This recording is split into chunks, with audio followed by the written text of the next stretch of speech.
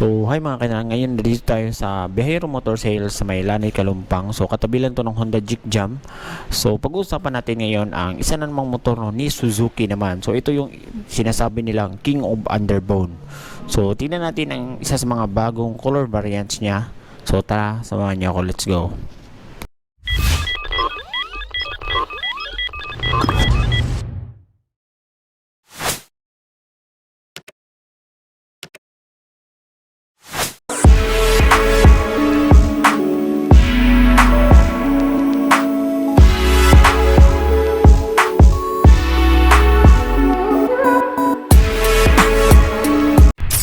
So, walang iba mga kainan kundi si Suzuki Raider 150 Fi. Yan.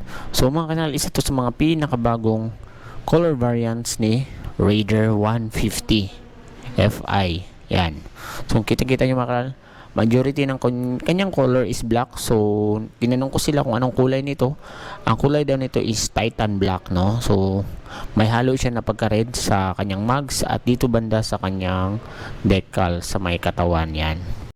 So, puntahan agad natin ang makina ng motor na ito mga kainan, no? So, ang motor na ito ay merong 148cc engine displacement, merong single cylinder, naka 4-stroke, 4 valves, liquid cooled, naka dual overhead cam engine at merong max power na 18.2 horsepower at 10,000 RPM at max torque naman na merong 13.8 Newton meters at 8,500 RPM. So yun mga kainan, sa kanyang horsepower pa lang is napakalakas ng motor na to. Kaya naman marami ring nagkakagusto dito.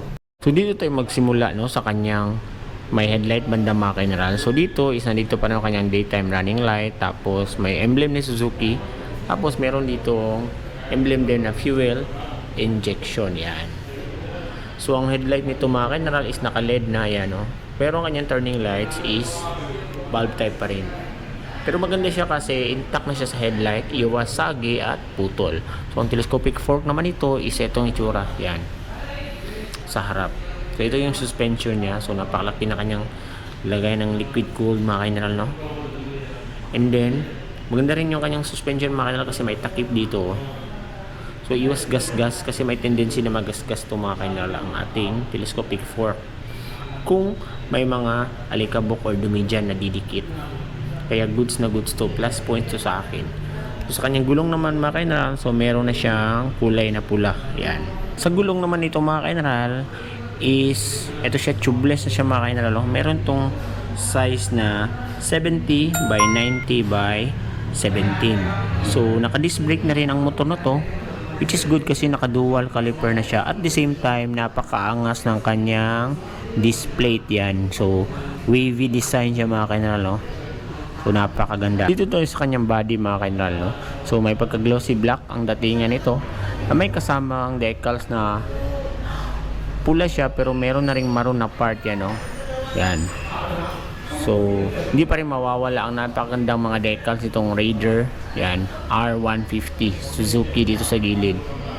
Tapos yan, nakalagay dito yung detalye ng kanyang makina. And then liquid cool at may napakahabang decals na 1R150 yan.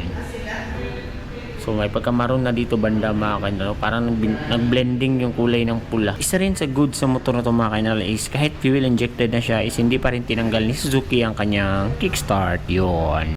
So napakaganda na rin ang kanyang apakan mga kainan, no?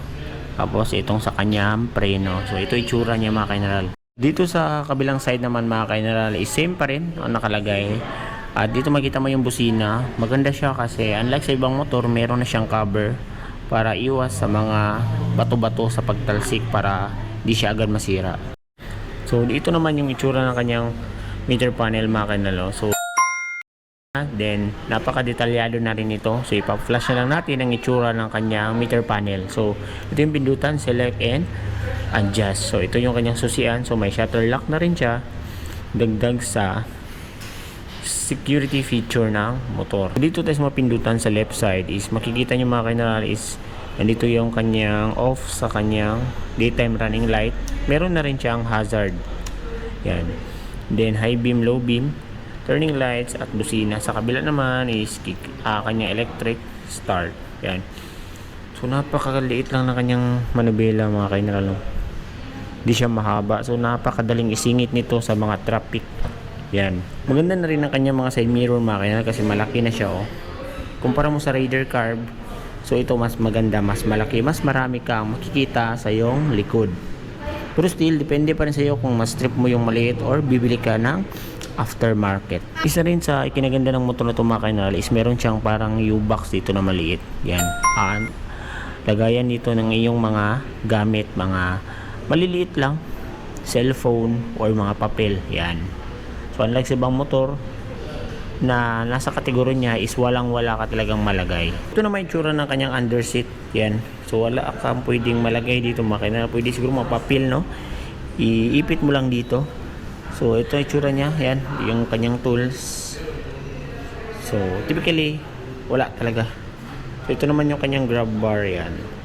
Pwede mo rin itong palitan ng mga top box na bracket, no? Kung trip mong mag top box. Isa rin sa nagustuhan ko mo sa motor na to mga kaineral is ang kanyang suspension. So ang ginagamit na to sa likod is monoshock at kitang-kita nyo ang brand Showa.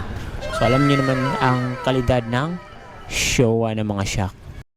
So napaka-sporty na rin ng tambucho nito mga kaineral. Yan, oh. Yan. And then meron ding ano dito mga kaineral, extension. Yan, oh, sa dumi. Para siyang protection para hindi lahat ng putik ay pupunta sa ating shock para iwas kalawang agad. So disc brake na rin pala ang likod nito mga kaineral. Yan ang kanyang braking system. So wavy pa rin yung disc brake niya, which is napakaganda, halatang hindi siya tinipid. And then ang mags niya is color red. Yan. So ito ay may size na 80 by 90 by 17. So itong gulong niya yan. At the same time, tubeless na rin siya. May tsura ng kanyang brake light mga kaineral. So naka-LED na yan mga kaineral. Pero ang kanyang turning lights is bulb type pa rin. Pero goods na yan kasi intact na siya. Iwas putol or sagi. So meron na rin siyang nakaseparate na ilaw para sa kanyang plaka. Yan.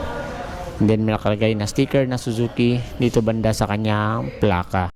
So ang seat height ng motor na ito mga kaineral is nasa 765mm. So abot ito ng typical Pinoy height. At meron rin siyang curve weight na 109 kg. So napakagaan. Ground clearance na 150mm. So ang fuel tank capacity nito mga kaineral is nasa 4 liters. Sa fuel consumption naman is ilalagay na lang natin dito ang kanyang estimate fuel consumption. Still mga kaineral, ang fuel consumption is nakadepende pa rin sa ating throttle habit, kung gaano natin pinipiga ang ating throttle. So ngayon mga kaineral, alamin na natin kung magkano na nga ba si Raider 150 Fi ngayong 2023 bago matapos ang taon. Sa December natin to ginawa ng video. So let's go, ito siya. So, ang cash price niya ngayong December 2023 is nasa 119,500 pesos yan. So, meron din siyang down payment na 17,000 pesos at 36 months monthly installment na 4,943. So, may rebates pa yan na 200 mga kaineral, no? Kung updated ka sa pagbabayad. And napakarami ding freebies dito sa Biyahero Motor Sales mga kaineral. So meron silang Noche Buena package. So yun lang mga kaineral, no? Kung may mga motor pa kayong gustong i-feature natin sa ating vlog is comment down below na lang. At again, kung umabot ka sa part ng video na to is gusto kong mag-thank you, no, sa patuloy na panonood at suporta sa ating munting YouTube channel. So yun lang mga kaineral, stay safe and ride safe. Bye bye.